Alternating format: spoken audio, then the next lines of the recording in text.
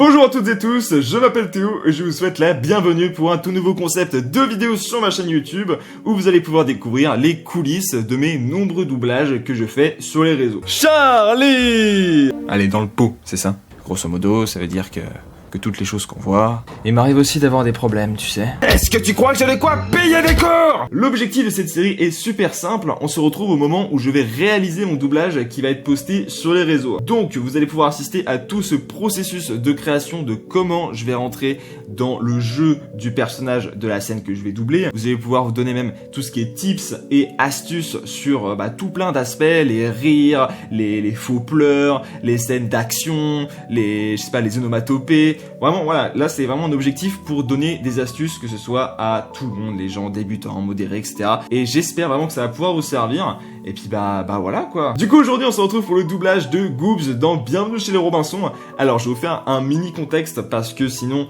vous allez être perdu sur comment je vais jouer le personnage, etc. Goobs c'est littéralement le méchant dans ce dessin animé. Je vais pas trop en dire, j'ai pas trop envie de vous spoil non plus. Mais du coup vous l'aurez deviné, si je vous explique que c'est un méchant, vous aurez directement compris qu'on va pas partir sur une voix assez douce, assez calme, assez gentille, assez posée. On doit partir sur une voix qui est plus marquante, qui va savoir se distinguer durant le film. Même une voix, peut-être pas forcément dans les graves. Juste si tu fermes les yeux sans regarder l'apparence du personnage, t'es censé avoir ce truc de « Ok, cette voix assez démarquée ». On va jouer à un jeu.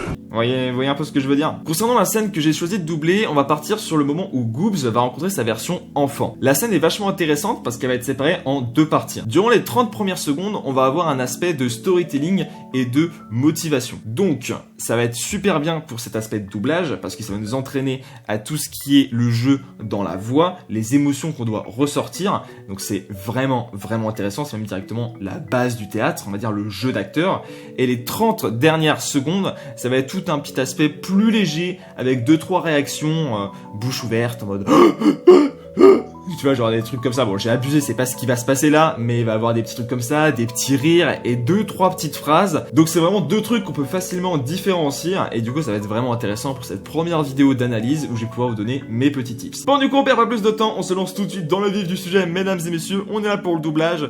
Donc là ce qu'on va faire, c'est qu'on va faire une phase test, voir un peu ce que ça donne. On va analyser notre extrait juste après, mais ce qui est important quand vous commencez un doublage, mesdames et messieurs, n'ayez pas peur d'en faire trop. Lancez-vous à fond direct, que ce soit en exposition, en cri ou quoi que ce soit, n'ayez pas peur. C'est mieux d'en faire trop que pas assez. Voilà, premier tip, ce qui est assez important et qui est aussi une base en théâtre. Donc voilà, retenez ça. Maintenant on y va, c'est parti, let's go. Je sais plus, il a sûrement raison. Non!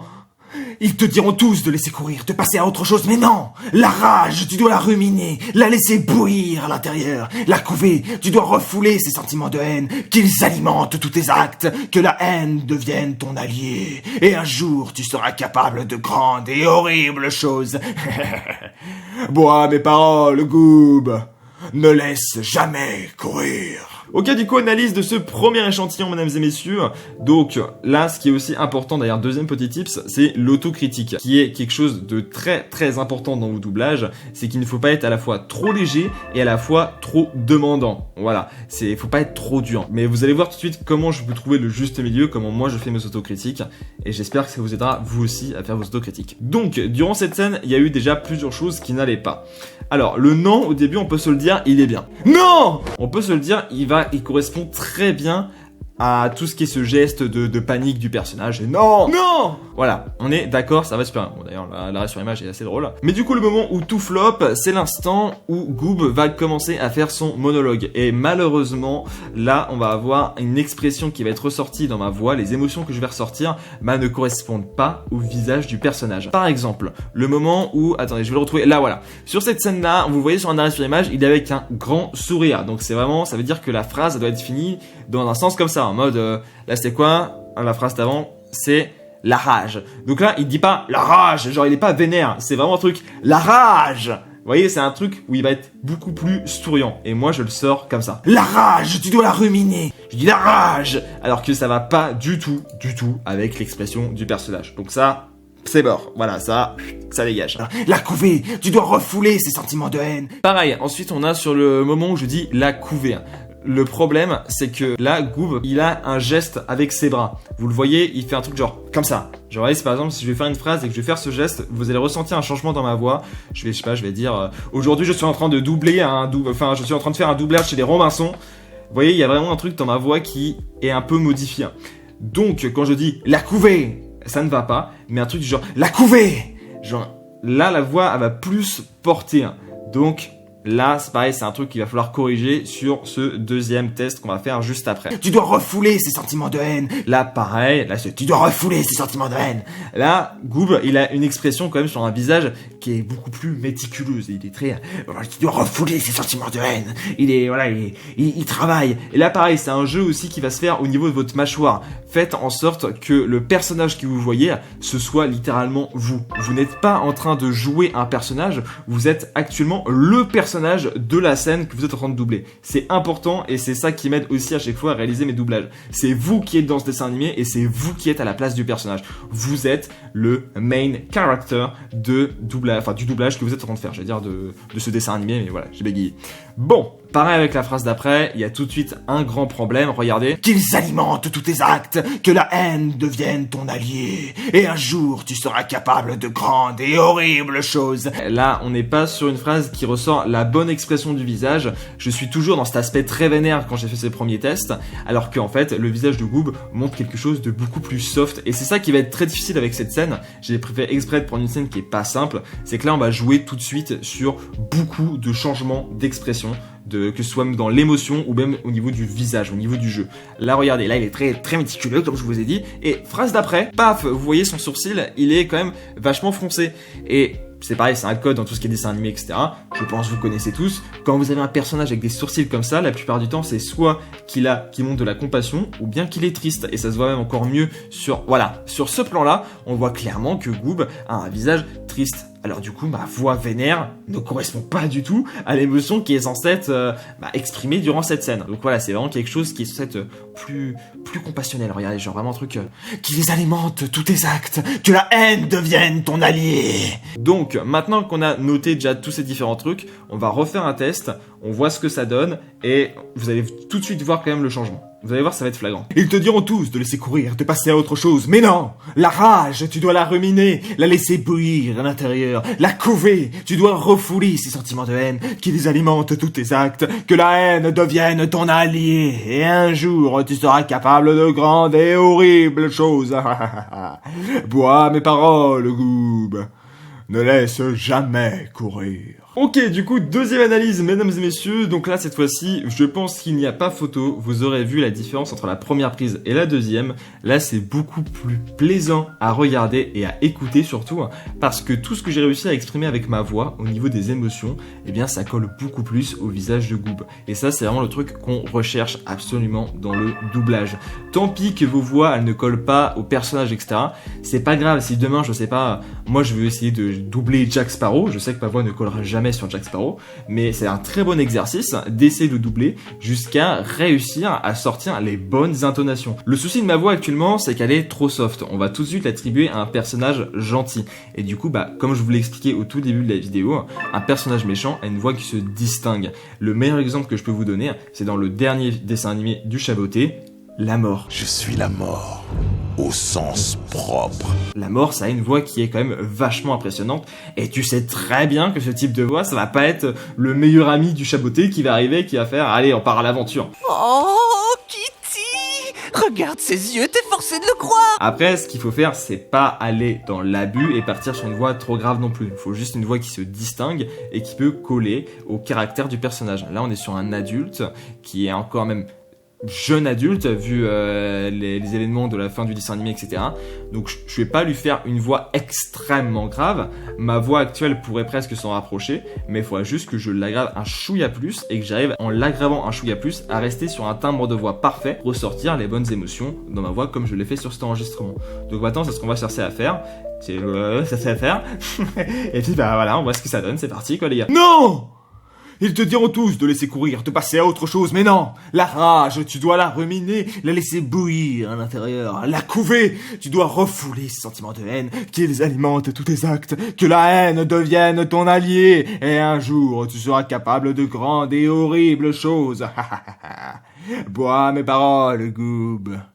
Ne laisse jamais courir. Et ben voilà, mesdames et messieurs, vous voyez le rendu, il est excellent. Genre, vous voyez le niveau d'amélioration qu'on a depuis le début. Vraiment, depuis la première prise à celle-là, c'est juste incroyable l'amélioration. Et c'est ça qui est un truc de ouf dans le conseil que je vous ai donné juste avant. C'est que quand vous réalisez un doublage, le plus important, c'est pas de trouver la voix tout de suite, c'est pas d'essayer de faire la flambée en essayant de trouver une voix, c'est de chercher les intonations.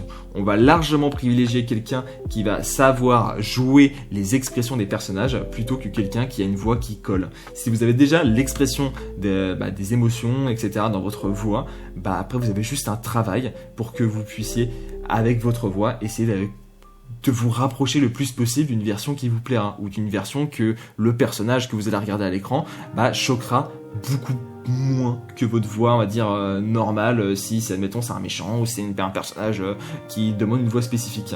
Et là, voilà, c'est ce qu'on a fait là. Là, on s'est entraîné avec notre voix. Et une fois qu'on avait les bonnes expressions, changement de ton de voix et paf, voilà, les deux cumulés et c'est bon. Parce que si vous faites l'inverse, c'est là le gros piège. Si vous cherchez tout de suite le ton de la voix, vous allez galérer à garder le même ton tout en essayant de jouer toutes les émotions avec votre voix. Essayez de faire ça une fois ou deux. Peut-être que certains y arriveront, mais en réalité, c'est vraiment la phase la plus compliquée. Voilà. Donc là, vraiment, on a un rendu qui est excellent. Maintenant, ce qui nous reste à faire, c'est juste la deuxième partie de ce doublage qui va se jouer juste sur des petits rires, des petites réactions. Et puis, techniquement, notre doublage sera terminé, mesdames et messieurs, sur Goob dans Bienvenue chez les Robinson.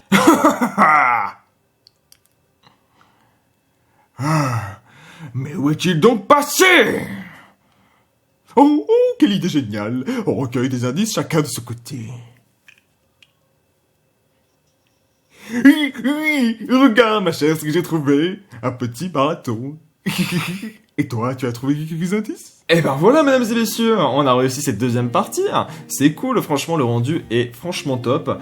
Maintenant, ce qu'on va voir ensemble, le troisième petit tips, troisième ou quatrième, je sais plus on en est où, mais bref, le tips suivant, c'est le montage, la post-prod. Là, ce qui est important dans cette scène, c'est que la différence entre la première partie et la première, c'est qu'on joue dans une chambre, dans une petite salle où la voix, là, comme je peux parler là actuellement au micro, c'est pas choquant. Genre, je peux vraiment parler comme ça et le doublage passera super bien. La deuxième scène, en revanche, elle se passe sur un toit dans une ville. Donc, forcément, sur un toit avec du vent dans une ville, il peut, s'il y a un cri, avoir un minimum d'écho. Même s'il peut être très léger, il peut y avoir de l'écho. Donc, le fameux moment où je sors « Mais où est-il donc passé ?» Voilà, ce passé, il faut qu'il ait un minimum d'écho. Donc moi, ce qui est bien, c'est que je peux avoir directement sur Filmora un effet audio d'écho. Mais après, pour ceux qui n'ont pas Filmora, qui n'ont pas les moyens, etc., à droite à gauche, vous avez Audacity qui est gratuit. Bon, c'est pas le meilleur truc pour vous enregistrer, mais par contre, dans les options d'Audacity, vous pouvez faire en sorte de rajouter de l'écho à votre voix. Sinon, après, voilà, vous regardez des tutos sur Internet pour ajouter un chouïa d'écho. Et du coup, normalement, là, on a... Qu'est-il donc passé? Alors là, l'écho est bien sûr trop fort, on va pas abuser là-dessus. Qu'est-il donc passé? Voilà, parfait. Regardez, la scène, elle est beaucoup plus crédible à regarder. Maintenant, je vous remontre l'extrait. Mais où est-il donc passé? Franchement, la différence, elle est flagrante. Et là, vraiment, on est encore plus immersé dans l'immersion de la scène. Voilà. On s'est compris. Mais du coup, voilà, c'est le petit tip. Ce qui est aussi important, c'est le montage. Derrière, si vous pouvez vous enregistrer autant que vous voulez. Moi, voilà, je fais des enregistrements des fois en one shot. Enfin, tous les doublages que je poste sur les réseaux, vraiment les 99% du temps, c'est des one-shots. Sinon, c'est juste des petits recalibrages de montage avec ma tête, etc. Là, je l'ai pas fait en one-shot parce que c'était vraiment la vidéo où on expliquait les trucs, etc. Mais voilà, le montage, c'est aussi un truc qui est très très important dans les doublages parce que des fois, votre voix, par exemple, que vous enregistrez, vous allez avoir un chouïa de retard. Donc, vous pouvez très bien vous servir du montage pour recalibrer votre voix, la mettre un chouïa plus tôt pour que ça passe mieux sur le visage du personnage, etc. Enfin... Voilà, je ne veux pas vous apprendre le montage, mais c'est aussi comme ça que ça marche. C'est là qu'on passe par tous les effets de son, des effets de sonorisation, etc. Et c'est vraiment important pour rendre un rendu encore plus professionnel. Voilà, du coup là actuellement, on a un rendu qui est vraiment excellent. En tout cas, voilà, c'est ce qui va conclure cette toute première vidéo de concept, mesdames et messieurs.